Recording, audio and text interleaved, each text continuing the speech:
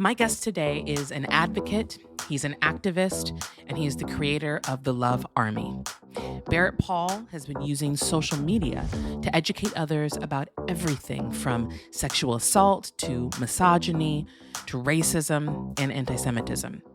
He's also someone who has humbled himself, learned from his past mistakes, recognized his privilege, and vowed to consistently and constantly do better. My conversation with him was rooted in love and understanding, and I'm grateful for the opportunity to talk with him and hear about his work. You're listening to We Need to Talk. Barrett Pall, thank you so much for being on We Need to Talk today.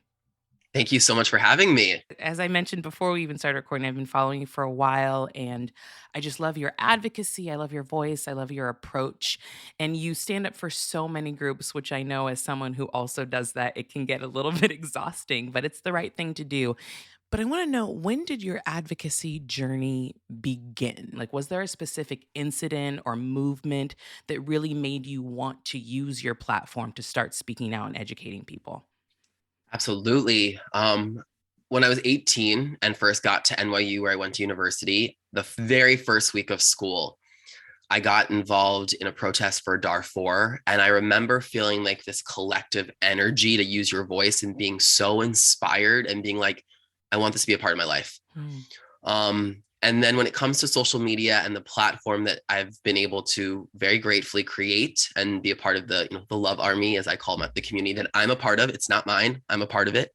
I think the pandemic really helped me lean into the things that I had always spoken about and done a lot of offline.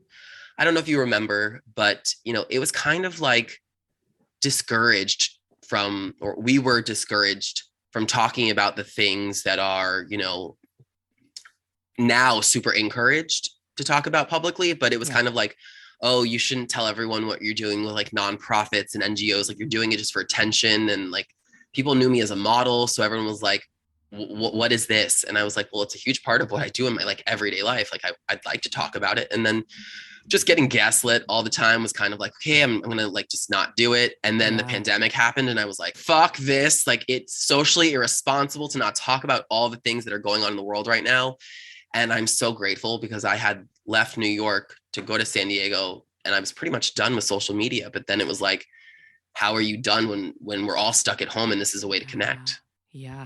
It's interesting that you bring that point up that we were kind of discouraged from talking about these things. Specifically, like you said, you were a model before, I'm a singer and an actress, and they're like, just focus on your art or focus on whatever your, occupation is going to be. Don't bring this in. But now it is a huge part of everybody's life. Do you feel like that shift is genuine, or do you feel like it's become kind of trendy to get involved in activism and advocacy?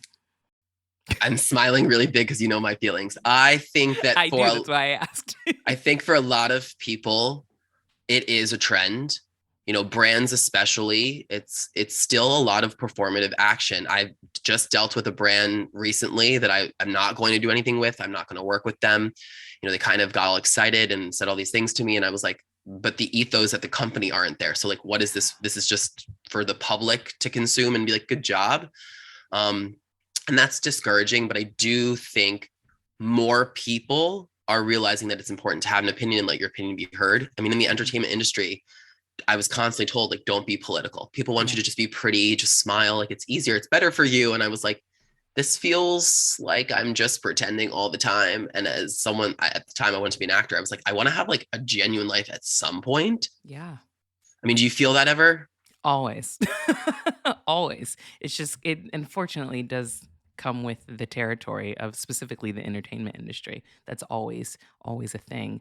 As you were talking though, when we're gonna get to a lot of the stuff that's been happening in the past week, of course, because that'll probably take up the bulk of our conversation. But for you, because watching your TikToks and watching you on Instagram, you do advocate for so many groups and you do it unapologetically and in a very genuine way. And I love that you've found a balance in a way to do that. But and as someone who is also on the educating side of activism, I talk about having the ability to hold space for so many marginalized groups. And I know so many people can't. But how are you personally able to hold space for so many people without having it be debilitating for you and also just take care of your well-being because it can get exhausting, and there are times I personally do have to hit pause because I think that we kind of have the type of following where people come to us, like you said, you have your love army group. People look to you, and I mean, my DMs blow up for people thanking me and saying they lost hope until they saw a post, and that makes me feel so good. But Mm, sometimes it can get overwhelming having mm, so many people look to you. So I'm curious how mm. you've managed to hold space for so many people, but also take care of yourself in the process.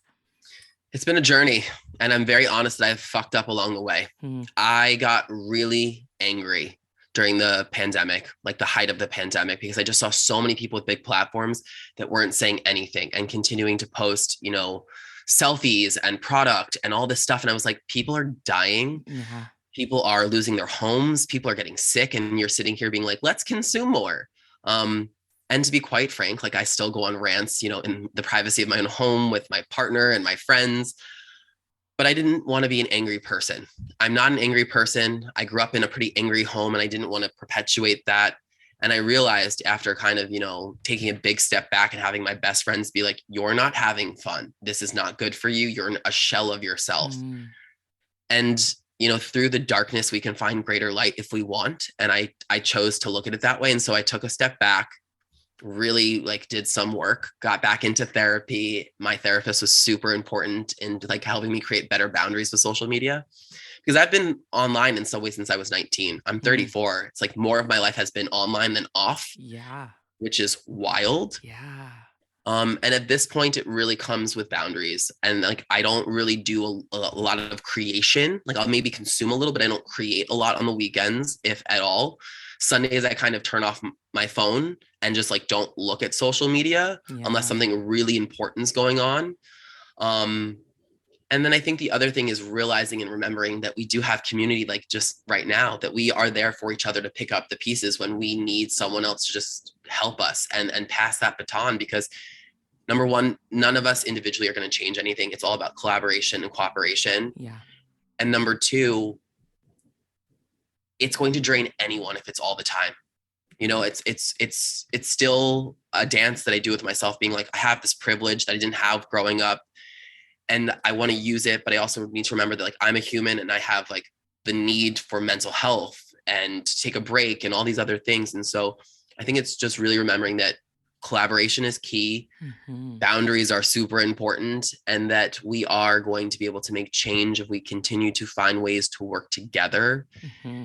and lead with love. And that's Love that. hard. That's really hard, but I know like it's so important. It So, is. It is. I saw a friend actually sent me this, and I posted it earlier today, but it was a quote that said, "Liberation is a group project." And I just mm, loved that. I loved that. So you talking about collaboration, that made me think of that. But one of the things that has always frustrated me mm, about being there for other people and trying to work together, and I talk about oppression Olympics a lot, mm, and the ability of marginalized groups and communities to show up for other groups and communities without there being conditions. And it's been very disappointing for me as of late to see the rise in anti-Semitism and people posting saying, but mm, there's always a but that follows it. mm. So, what has your approach been to try to help people get out of this me mentality? Because for me, I've been trying to say, hey, it shouldn't just be we only show up for people that show up for us. We should show up because it's the right thing to do.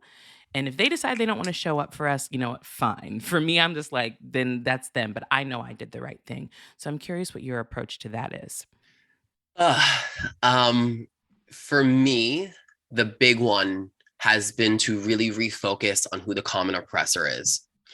As a Black woman, as a queer Jewish person, we deal with the same common oppressor at the top of this patriarchy food chain. And it's Yes. not about the oppression Olympics. It's about how do we work together to address them, the white, able bodied, cisgender, heterosexual, wealthy man, and be like, you're not even happy and doing well in this situation. Like, do you really think Elon Musk is a happy person? Right. And that's where I Right. constantly say patriarchy hurts all of us.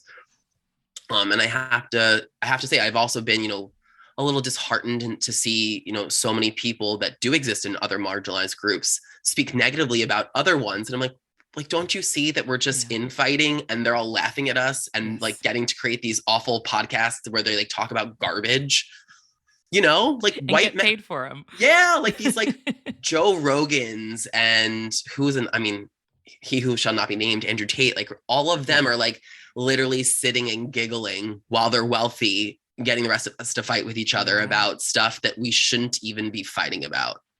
Agreed. It's one of my biggest hangups when I see any movement happening. There's always a question like, "Oh, well they're getting this. Why didn't we get this?" It's like, "Well, I'll get it if we work together." Totally. We That's absolutely all will get it if we work together. Um so yes, you did mention that you are a Jewish American. So my first question for you is how are you? How are you? um Because it's thank been a you for lot. asking. Thank you for asking. I Yes, don't you're get asked welcome. that question often. It makes me kind of sad. Um, I think it's sad. I growing up, this is a question I've been really reckoning with and I haven't put it out there publicly, but I really want to ask people like, when was the first time you realized you were oppressed? Mm, Because I don't think a lot of like Christian white people really understand that one, you're not really oppressed. And two, for like me, I remember being very young, maybe like 8, and reading this book called The Cage that was about the Holocaust and really identifying like, wow, mm, like this could have been me so easily.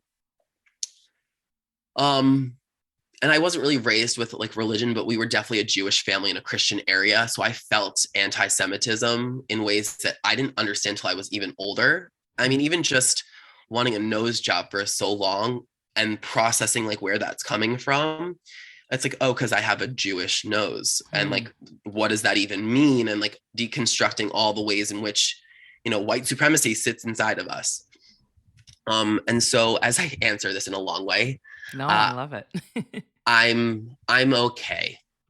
I'm better than a lot of people, and I continue to come into like a space of gratitude because that helps keep me energized and positive Yeah. and optimistic. But it's sad. And like, I know I was thinking about this at the gym because it's all over the news right now. I don't want to see Kanye destroyed. I don't want to see this black man be ripped apart because it's easier to do it to him than it is one of these white men. Yeah. You Yeah. know, at the same time, we have to hold people accountable that have a platform that big. And it's not mental health anymore. This is just hateful rhetoric being spewed and normalizing it for Nazis that run around in swastikas over the 405 with signs that say, like, Kanye was right. And whether you're looking to just be clickbait or like go viral, you have to think about the actions and the consequences that come with that. And that's really fucked up. Yeah. Yeah. What do you think? I love that you said that you don't want to see him ripped apart because No, it, it's I get it. Trust me, I get it. I feel like anytime something like this happens, I always do come from the place of I do want them to go sit down for a while yes, and think yes, and reflect and don't come yes. back from maybe 4 or 5 years, right? Think about what you're doing.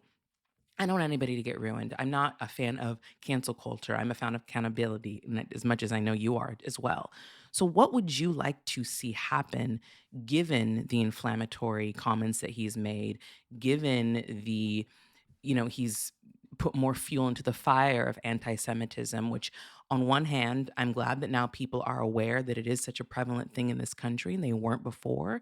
And it's kind of having a similar effect that George Floyd's death did, that people were like, oh, Black people haven't just been talking to hear themselves talk for this long. This is a thing.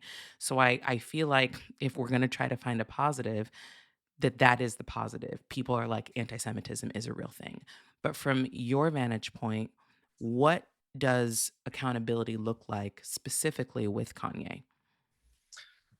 Oh man. I mean, Kanye is such an interesting subject for so many reasons, Yeah. right? He's been through his own struggles. His life was turned more public than I think he ever imagined when he got into the Kardashian family, who's a whole other point of conversation in a very interesting way, in my opinion. Um, he lost his mom. Like, Yeah. I really try to come from a sense of humanity, and that's hard. I'm not gonna lie, that's hard sometimes, especially when you have someone spewing stuff like this. But as you said, I think it's important for him to take a really long break. I think you need you the only way you're going to see the light is to realize you're in the dark. and then go, how do I come out of this with a team of people? And he has resources upon resources Yeah. upon resources. And so it would just be like, rather than run towards the side that's going, come here, Kanye, we want you here, right? Like these racist, xenophobe, anti-Semitic, homophobic, awful people being like, Kanye, like maybe you come over here and like just listen for a really long time Yeah. and then come back, because no one's no one's getting canceled. We're not killing people, Right. right? Like they're not going away. Yeah. I've had people try and cancel me for plenty of things, and I've always been like, I'm on your team. Like I want to see everyone succeed. I come Yeah. from an abundance mindset, not a scarcity mindset. And I think that's a big problem, where we feel like I can't have what you have unless you don't have it. Yeah.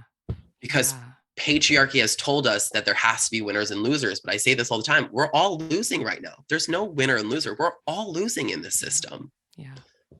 And I don't think So people want to like reconcile with that fact and admit it, because it is hard to realize like, oh, nobody's actually winning at this moment. Well, I mean, like you said, patriarchy is, but none of us on this side are actually winning because we're being pinned against each other. yeah, and this is the thing. Even let's say with like, again, conservative Republican people, they don't win anything when they win. Yeah.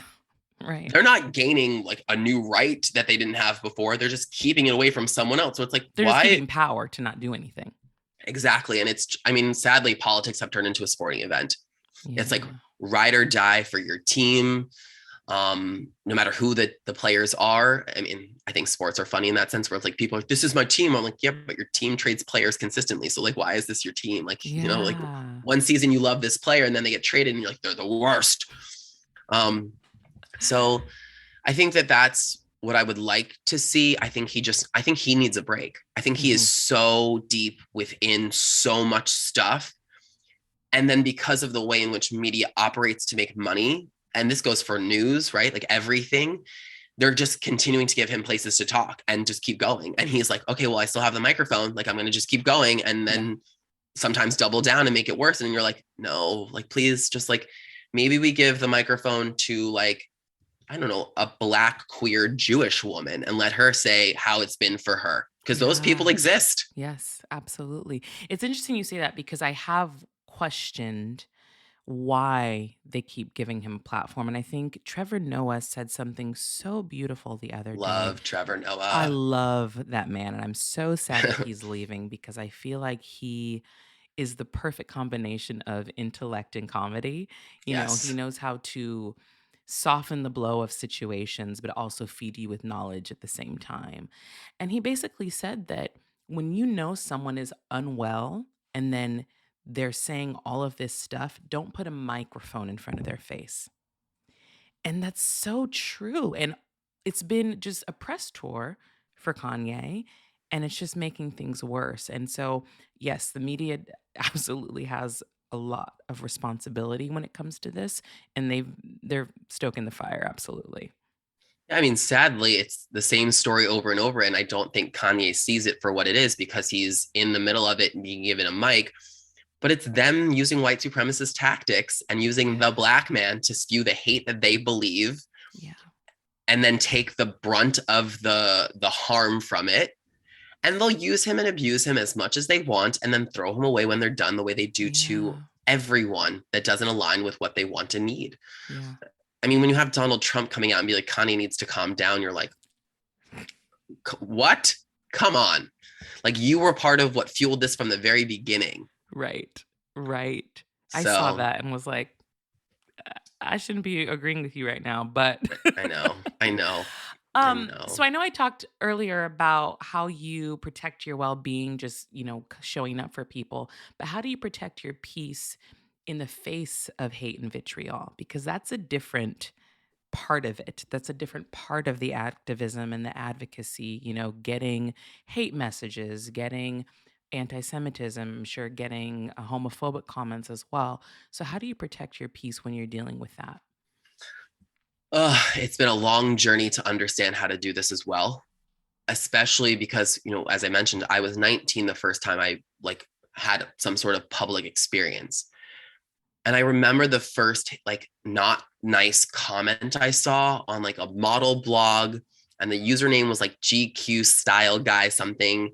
And it was like the very first Polaroid I ever took for my modeling agency. And it was put online as like a new face. And I remember being so excited because this was a blog I had seen, and it felt like the beginning of this big career. And this person was like, he was probably cute in his high school, but still has baby fat and won't go very far. And like the fact that I can still remember this is fucked. Wow. But I took that and I really thought someone at GQ meant that. Like I thought it was GQ, which I later went on to work with, which was super cool. But I think having this many years of experience with hate has really, in some ways, been like a destructive thing, because it, up until recently, made me go, I can handle this. I can handle the next level. I can handle more. Keep like, okay, let's go. Like, you want to keep throwing it at me? Like, I can take more than you even know, because I'm dealing with it for longer than you can imagine, from places that I thought were safe. Like, what you have to say is not going to affect me. And then I became a shell of myself, as I mentioned, and my friends were like, you need a break. And I was like, Yeah. these are my loved ones. These people mean this. They know me. And it was important for me to take a break. And it was something that to this day, I'm very conscious of. And the way I hold my peace in these spaces is to really remember that none of this is personal. Yeah. At 34, I can say this. At 19, I couldn't have said this. At 24, I couldn't have said this. Realistically, at 30, it was still kind of hard. At 34, I can really go, anyone that has anything negative to say to me, whether about me or whatever else, is projecting their own insecurities. And that's sad. And I feel for them, but I'm not going to put up with it. Yeah.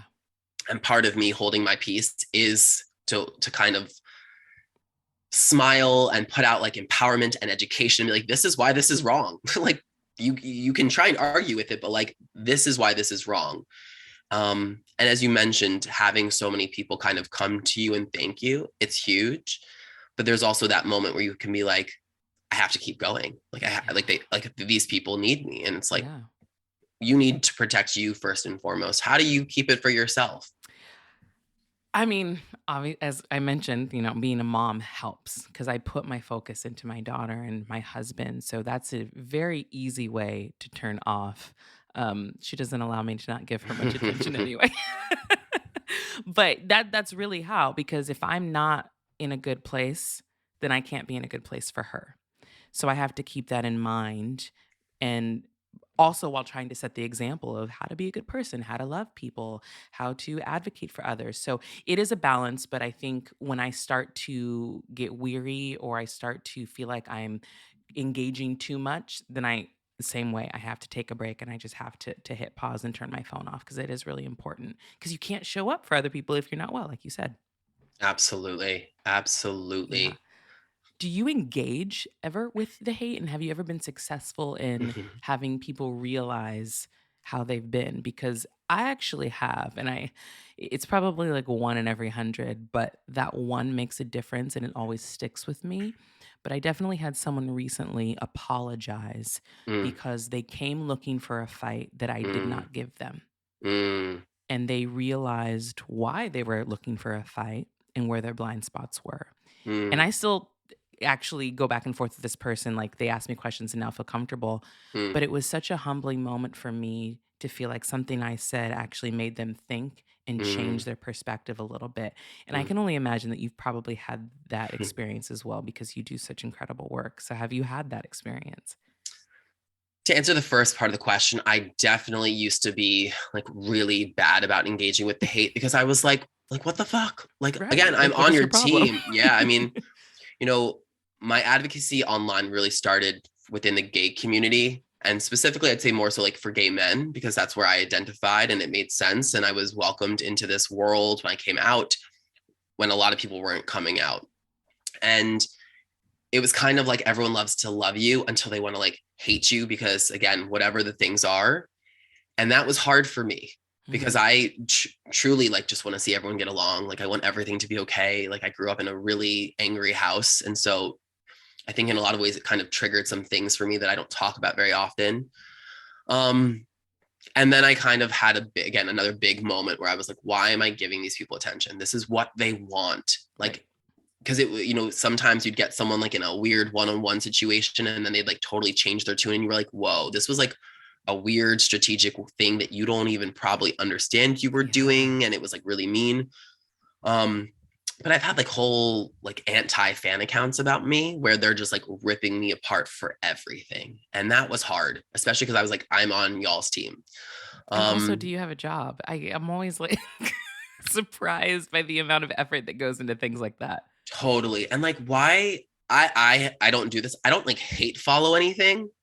Yeah, I'm me like, either. why put your energy into something you hate so much, which then tells me you actually have some interest in it, which is again another interesting conversation when it comes to like homophobia and racism and all these other things. Yeah. Um, but I am grateful because I have had, not a lot, but throughout the course of my career online, people apologize. And I'm like, I'm really grateful for that. But also like that's for you to sit with. And I'm not gonna Right. like keep going with this.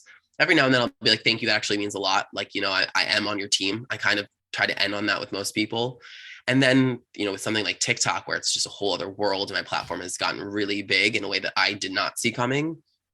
More recently, I even had like someone just not apologize because they never did anything to me, but like heard me in a way that I was like, oh my God, yes, thank you. And it was a white, Mm, straight man. And I was like, this is who I'm like excited to see come into our space, because we yeah. need y'all to heal, to share your power, because we're not going to be able to just take it. Like, you really do Yeah. have to want to share it. Yeah. So knowing that there is progress being made is very exciting, and why I keep showing up. Yeah. Absolutely. It's what keeps you going. And it's the same for me because I definitely think there are more pros than cons, but the cons can really hurt sometimes. They really, really can. Totally. I mean, how many times do we hear creators talk about the fact that like you can get 1,000 great, we love you, you're awesome, thank you, and then it's like that one comment that's just mean that you can't like stop focusing Yeah. on. Yeah. So I try not to engage too much in the comment section anymore, even though we're encouraged to. I mean, everything's been gamified. Right. And I go in there and I like, but if someone's just kind of spewing hate at this point, I'm like, you're not looking to have a mindful conversation, and you're looking to like trigger and upset the people in here that are. So I just get rid of them and block them. Good. That's Yeah. what you got to do. Yeah. Um, so for me, being a part of two marginalized groups, sometimes, I do have to split my efforts as a woman and as a Black woman. So for Yes. you, being a part of two marginalized groups, the LGBTQ community and being Jewish, why do you think there are more blind spots with the Jewish community than pretty much any other marginalized group in this country, specifically when it comes to activism? We're a small community. Jews only reached the population that we were before the Holocaust in, I believe, 2010, which sounds like a long time ago, but for when you think about when it happened to when it finally reached the same size of population, that's a long time. Yeah. I also think that, Israel is an interesting point of conversation for a lot of people, and that comes with a whole other set of things that I don't have the right answer for, Right. and I'm not an expert on. So a lot of people are kind of like, well, they got this country, right? Like they're fine. And we flow and we camouflage into other spaces. I mean, most people are very surprised when I tell them I'm Jewish, and I'm like, I at this point have it very public because I do want people to understand this has been a big part of my journey and the things that I've processed, even though I may not look what you have stereotyped as what someone Jewish looks like, right? Like Yeah, that in itself is kind of anti-Semitic. for What does a sure. Jew look like? We come in all shapes, sizes, colors, hair textures, Yeah. like it's just Yeah. everything. So I think for a lot of people, it just hasn't been something that they've been exposed to. And that's why there's another, big blind spot around the community. And Jews have been very insular. Like when you look at our history, there's been so much hardship. And so Jews tend to keep to Jews. And I don't even think I realized it, but some of my like majority of my best guy friends specifically are Jewish. And I was like, oh, like that's definitely something. And I need to like think about why that is. Hmm. Um, my partner is Latin and Catholic. So like we get interesting conversations and talk about different things. And he's from Latin America. So, he didn't really get exposed to Jews. It's just like there's not a ton of Jews everywhere. Yeah. So then I mean, I completely agree with you. The population is very small. I don't even think the percentage is like, it's like 3%, if not even It's that. very small. I don't It's know the exact number, Yeah, but but it's it's very super, super small. small. And I was Yes. personally shocked to learn that. I was like, whoa, because like one of my friends said to me, like, even the amount of Jewish people in the world, like some people have more Instagram followers, which is Yes. wild to think Yes. about. So, yes, I do think exposure to the Jewish community and being educated about history within the Jewish community is a huge, huge thing. So, where we are now, Mm, with now anti-Semitism at the forefront of the conversation, thanks to Kanye, but mm. still, I'm glad it is at the forefront of the conversation. What is your hope coming out of this? My hope is that people continue to realize that we're all just humans trying to feel seen, heard, understood, and loved. When I spent 4 years traveling the world, I went to some of the wealthiest places with some of the wealthiest people, into some of the most poor, just like I think so many people forget that like having access to a refrigerator and a toilet is Mm, privileged. wow. And to go into places, the slums of Cambodia, of Kenya, of Brazil, and really see the way people are existing and living and having joy still really kind of smacks you across the face. And you're like, all of this, like everything is just, what is it for? And this is kind of like a big, lofty humanity like answer, but I really do hope that more people just like realize like we're just people. We're just people that want to feel all the things that you want to feel the same way, that you want your family to do well and be healthy and find success and love. Um, and that it's not a perfect community, just like any community, right? Like the nuance has left so many spaces and conversations, and it's like we all have work to do. None of us are perfect. I don't want to Right. be perfect. Perfect is unobtainable. It is boring. It is the death to like creativity and interesting conversations. And so for me, I do hope that more people start to ask questions and realize like, well, maybe I don't know anyone Jewish in my own personal life. And like, why is that? Is that because there's no one here? And like, why is there no one here? Um, a lot of people still don't understand like the real effects of the Holocaust. Yeah. Going into a concentration camp really does something to you. Like seeing it and being present in those spaces, it's like I think you can't help but just feel the energy that is still present in those places. But those are so far away for so many people, Yeah. right? I don't know. I think there's a lot of things that need to change. But at the core of all of this, like we have enough of everything for everyone to be okay. We've just really done a great job marketing as if there's not, and that we need Yes. more. And so for me, I guess the big thing is I just hope more people start to remember like you don't know what you don't know. Amen. And sound advice. You are just a beautiful soul, Barrett, and I'm really glad that we got a chance to chat.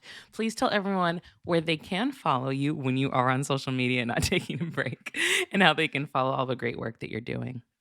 Thank you for having me. Of You are such a course. joy and I'm so privileged to follow you and hear Mm, your voice and so grateful to connect. So thank you for what you're doing. thank you.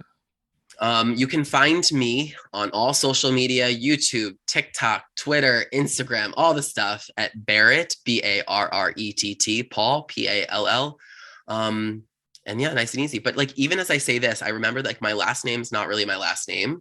Like it was shortened Ellis Island from something else because it was too Jewish. Oh, wow. And I don't even know what that was. I just know that Oh, it was man. shortened. So like That's even so that, I have interesting. to sit and be like, oh right, like there's anti-Semitism just like in my And identity every yeah. day, all the time. Wow. Have you tried to find the history of your last name? I've done a little bit of digging. I've done like 23andMe. Comes back that I'm like, my whole life, my parents were Jewish. I was like, what does that mean? Like, what countries are we from? Like, there's this, in third grade, it's like you find out where your ancestry is. And my Yeah. parents are like, we're Jewish, we're American, we've been here for a long time. And I'm like, okay, cool. 23andMe comes back. It's like you're 96.1% Ashkenazi Jew and a giant blue wave over like all of Eastern Europe and Russia. I'm like, what does that You're mean? like, thanks. So it's probably like Polinsky or Palabowski, something Mm, probably like this. My mom is Goldberg. Like that's real Jewish. So I love it. Well, Barrett, thank you so much. You are a joy, and we're going to keep fighting the good fight together. absolutely. Thank you again for Of having me and course. for all Thank that you're you. doing. And to the listeners, thanks so much for listening. Make sure you hit that subscribe button if you haven't yet. And join us next week for a brand new conversation. Take care. We need to talk.